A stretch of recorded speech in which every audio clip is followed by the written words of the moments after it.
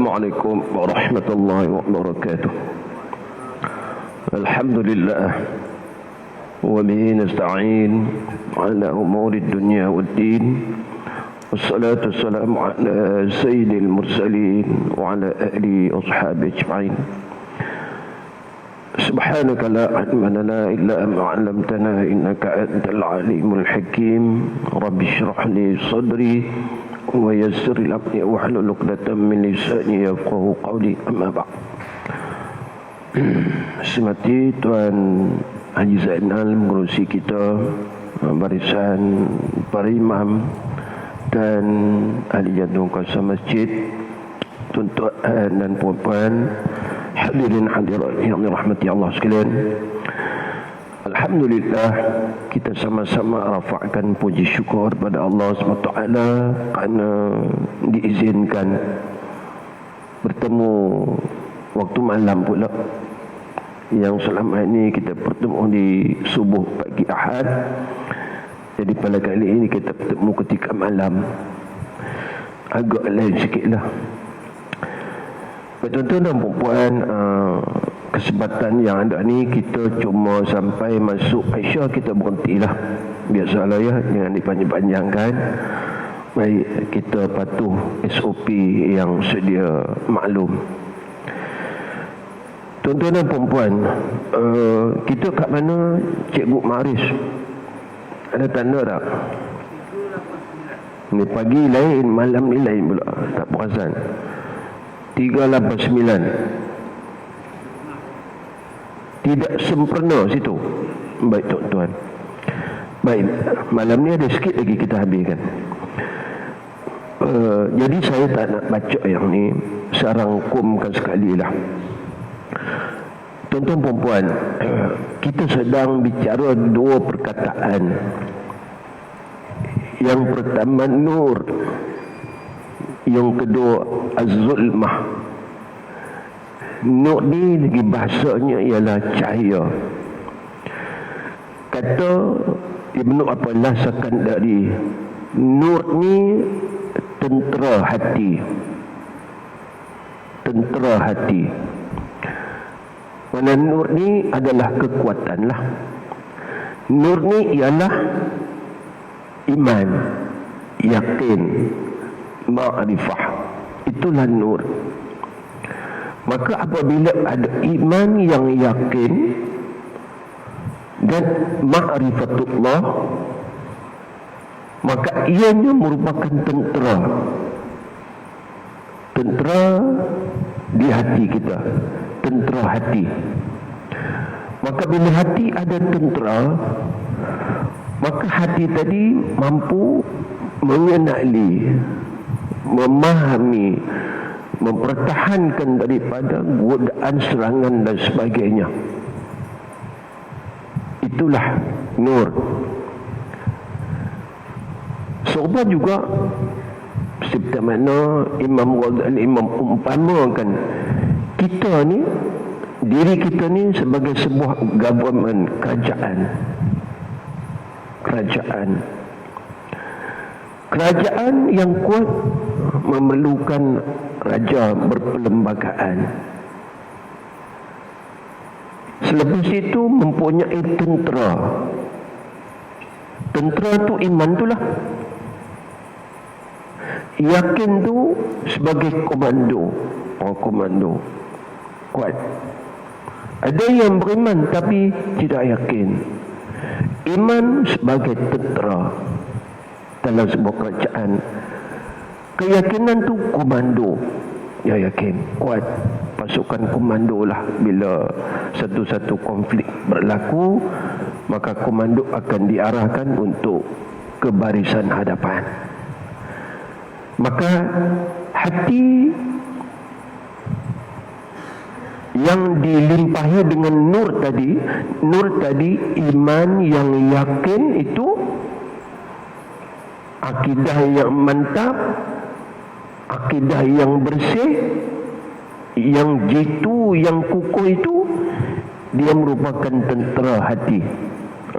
Tentera hati. Dan jundul qalb, tentera hati. Kita tengok yang awal dulu. Baik, jika hati manusia ni tuan-tuan, dia tak boleh sunyi daripada dua perkara. Hati ni kan, yang pertama, hati yang dipenuhi dengan cahaya tauhid, dengan yakin tadi dia, keyakinan kepada Allah tidak berbelah bagi, dan keyakinan yang sungguh-sungguh. Itu sehingganya hati seseorang itu dilimpahi dengan cahaya nur yang merupakan yakin iman tadi ni. Maka jika mereka yang telah dilimpahi dengan keyakinan ini, maka yang disinarkan hati mereka dengan cahaya yakin tadi, iaitu Allah telah kurniakan kepada mereka kemantapan tauhid. Tauhid yang kukuh, yang mantap, yang utuh, dan keyakinan yang kuat. Berarti cahaya menyampaikan kita kepada maksudnya ialah taqarrub kepada Allah. Sudah sampai. Dia sampai kepada Allah. Sampai kepada Allah ni maksudnya sampai di depannya. Maksudnya kita tengok dunia ni tuan-tuan, alam ni, Allah ni al-batin. Allah ni tak nampak, tapi ada. Macam mana Allah nak menampakkan diri dia? Allah menampakkan ciptaan-ciptaan dia. Allah zahirkan ni malam, supaya kamu kenal aku, yang siapa yang mencipta malam ni. Allah zahirkan malam. Allah nyatakan perbuatan dia. Itu tiada Allah nak kenalkan dia kepada kita. Kan? Maka orang yang hati yang disinari dengan cahaya tauhid tadi dan yakin tadi,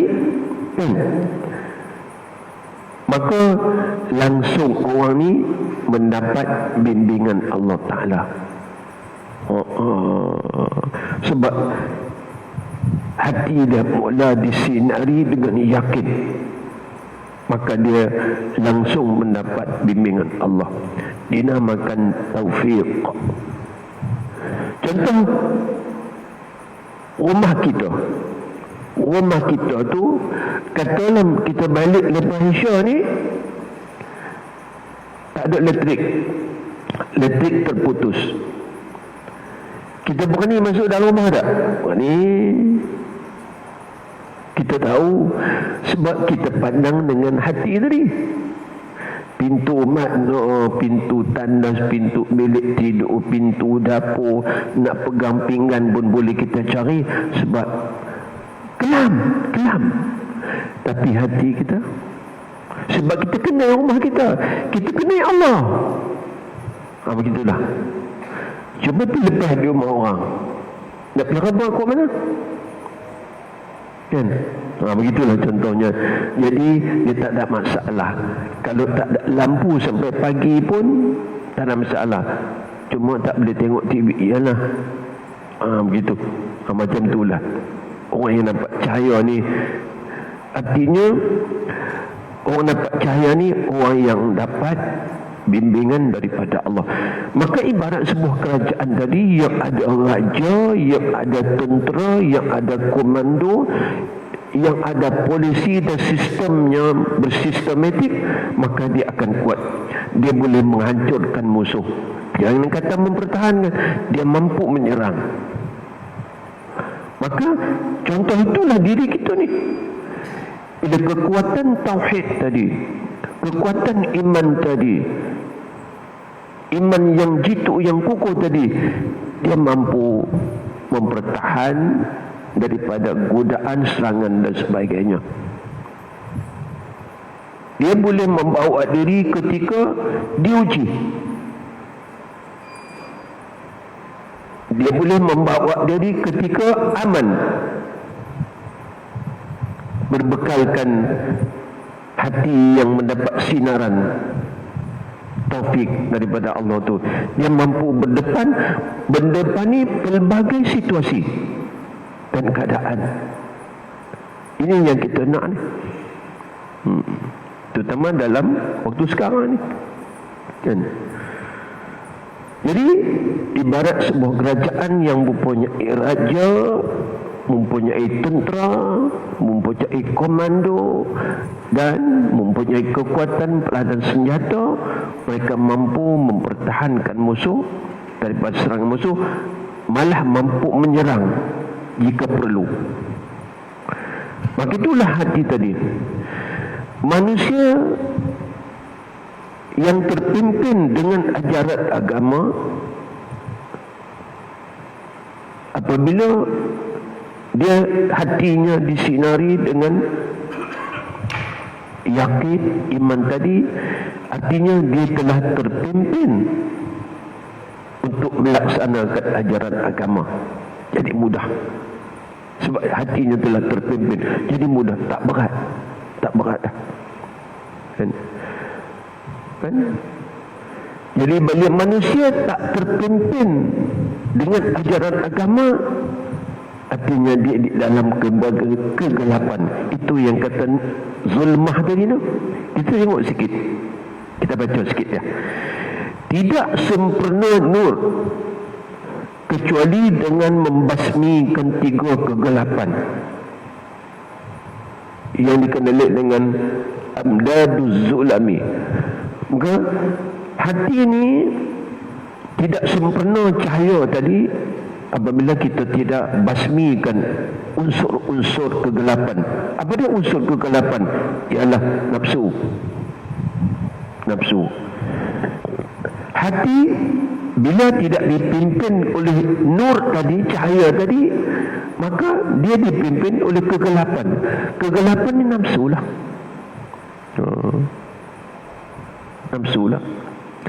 Nafsu lah memimpin dia, bukan taufik hidayah tadi, bukan iman tadi. Maka bila nafsu memimpin dia, maka tindakannya berpandu sepenuh kepada kemahuan nafsu lah. Dia ikut suka, bukan ikut perlu. Dan contohnya, bila tibanya waktu hampir subuh, kalau ikut suka tidur, ikut perlu bangun lah. Perlu menyembah Allah lah. Baik, apabila hati tidak dipimpin oleh nur tadi, mana hati yang tak ada tentera tak ada ataupun ada tidak kuat, maka dia akan dikuasai oleh kegelapan. Kegelapan itu ialah nafsu lah. Semua tindakannya ikut nafsu lah. Dan nafsu ni kita terang dulu, ialah bukan musuh dalam selimut, musuh dalam diri. Dalam selimut, buang selimut, belah lah kita kan. Di dalam diri kita, dia tak boleh buang. Ya. Nafsu dalam kita gunakan dia untuk membantu kita, bukan kita digunakan oleh dia. Jaga. Hati-hati. Nafsu tak boleh buang. Contoh ulama kata, kalau dalam diri kita ni tak ada nafsu marah pun bahaya. Nafsu marah tak ada, benda ni patut dimarah, tapi tak jadi marah kan? Kita balik rumah ni, balik isteri tak nak buka pintu kan? Tak ada nafsu marah, tidur kat luar lah kan, susahnya. Adakah macam tu? Nafsu marah ni telefon, masih tak buka pintu. Kenapa? Bila buka pintu pula, balik nak makan pun tak ada. Cari sendirilah. Kalau tak ada marah macam tu, bahayalah hidup. Kemarahan pun, tapi kita kena kontrol marah.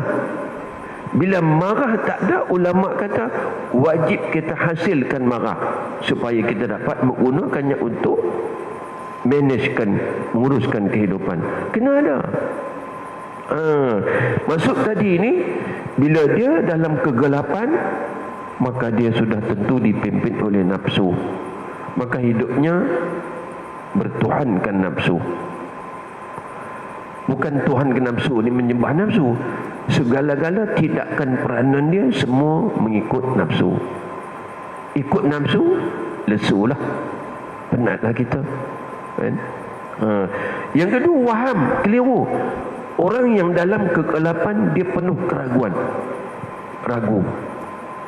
Ragu tentang kebenaran, ragu tentang hakikat kehidupan sebenar, kan, ragu tentang macam mana kehidupan akhirat.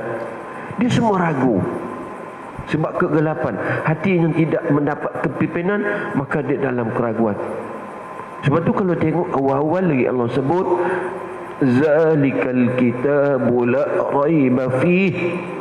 Kitab ni, Quran ni, jangan kamu ragu padanya. Allah bagi tahu dah.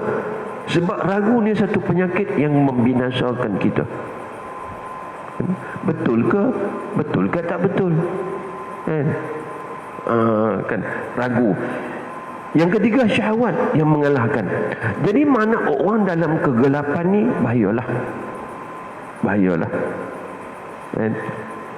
Sebab dia sudah tentu dia mendapat panduan daripada nafsu, syahwat dan waham. Waham ni kekeliruan. Hidupnya dikuasai oleh keraguan. Ya? Maka bahaya tuan. Maka manusia yang terpimpin, yang tidak terpimpin dengan ajaran agama, itulah artinya dia di dalam kegelapan. Tak rasa ke situ, tak terdorong ke situ. Kepada kebenaran tidak terdorong ke situ, kebaikan tidak terdorong, maka dia sudah berada di dalam kegelapan. Kalau itu apa yang kita perlukan? Kita memohon pada Allah agar diberi nur. Allahumma nawwir qulubana, terangilah hati ini. Orang yang terang hati di dunia, insya-Allah kuburnya menjadi terang besok. Sebab hati yang terang, dia mampu melakukan sesuatu sebagai persediaan untuk kuburnya menjadi terang. Apakah amalan-amalan yang menyebabkan kubur menjadi terang? Carilah. Sebab hati dah terang. Itu satu contohnya. Kan? Abu Imam membaca surah Al-Mulk, apakah ada saja preparation dia untuk mendapat nur di dalam neraka, di dalam kubur. Sebab hatinya sudah dapat nur. Bila hati tak dapat nur, dalam kegelapan tak nampaklah. Macam mana nak terangkan kubur kita? Allahumma nawwir qulubana wa quburana, terangilah hati kami dan kubur kami. Jadi manusia yang tak terpimpin kepada ajaran agama, hatinya sudah gelap, maka bahayalah.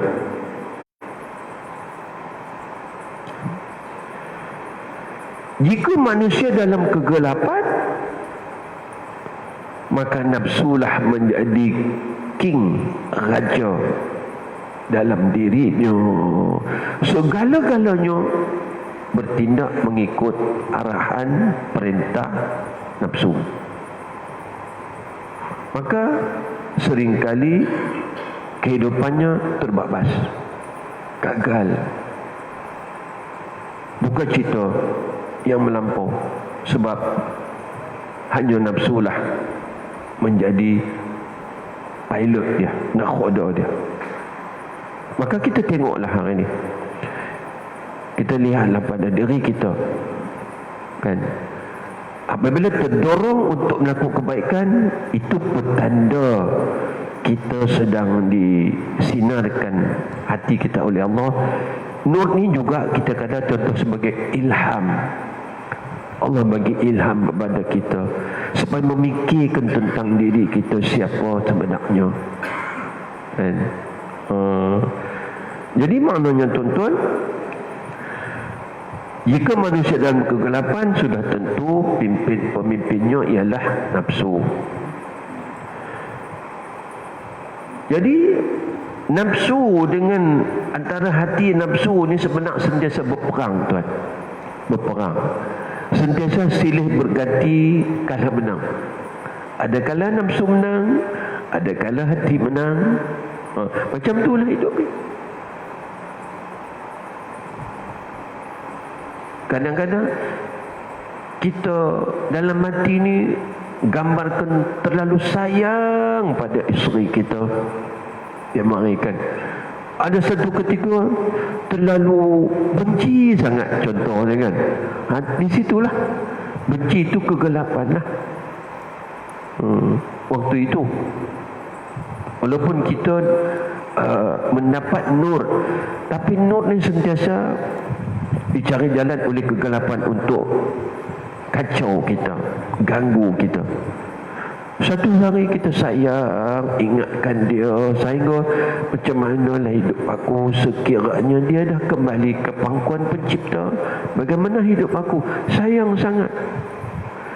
Kadang-kadang satu hari, kalau macam ni, tu yang duk kahwin lain ni, macam tu lah dia fikir kan. Dia main angin macam tu.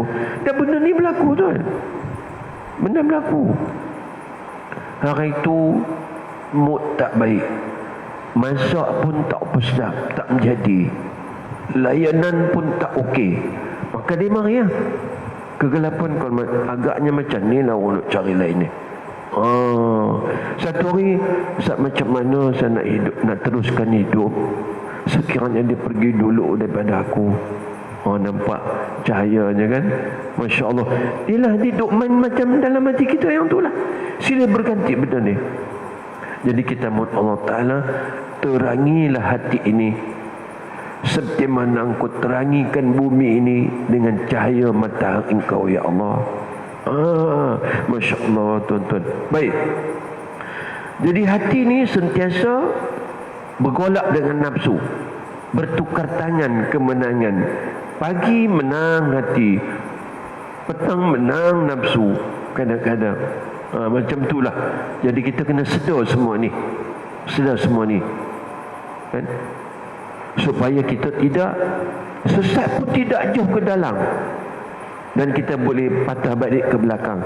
Kalau jauh ke depan, kita tak mampu nak balik dah, kan? Maka sebab itu tuan-tuan, harus kita sedarlah, hidup ni adalah perjuangan.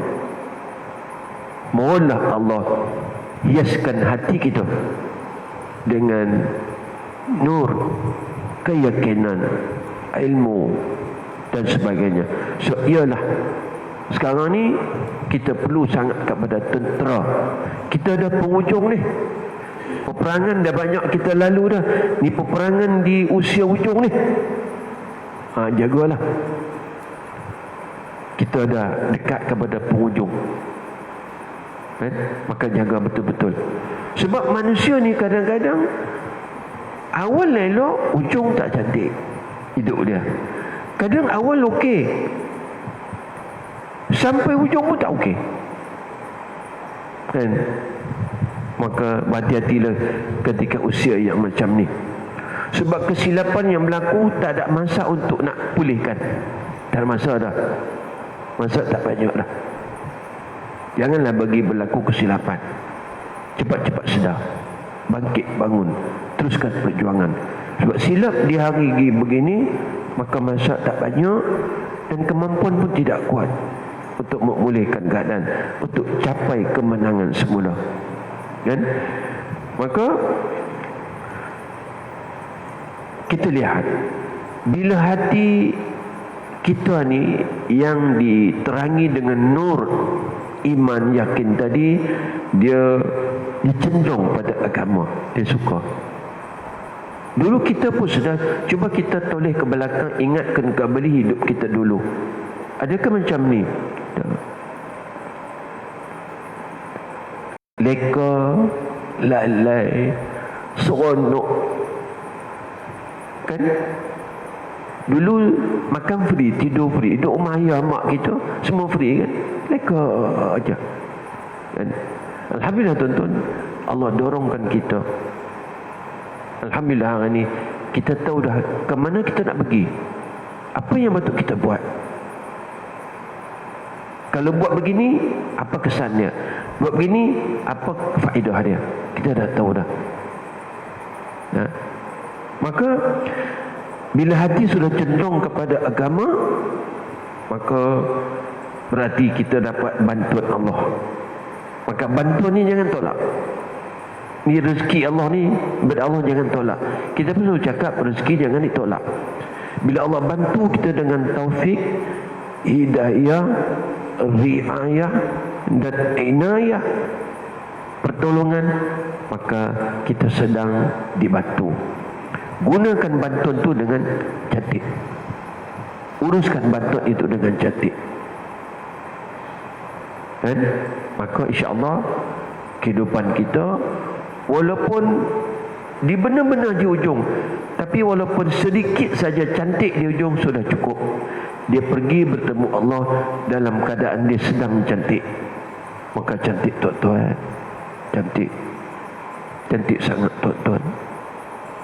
Seorang lelaki di zaman Nabi Isa alaihi salam, penjenayah yang paling dibenci dan dikendaki, sehingga dia diperintahkan buang daerah lah, sebab teruk sangat buang daerah jauh di satu kepulauan yang dikatakan manusia pun tak pernah ke situ.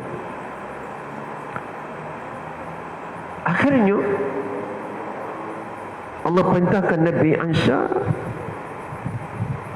supaya, katanya, pergilah temui seorang yang soleh. Maka sekian lama, sampai satu masa bermusafir Nabi Isa untuk mencari manusia yang kata Allah kata soleh ni. Alangkah terkejutnya, dia pergi cari, akhirnya bertemu. Rupanya orang ni dikenal, orang yang dikata penjenayah yang paling dikendaki. Kenapa hari ini pula Allah kata dia orang yang soleh?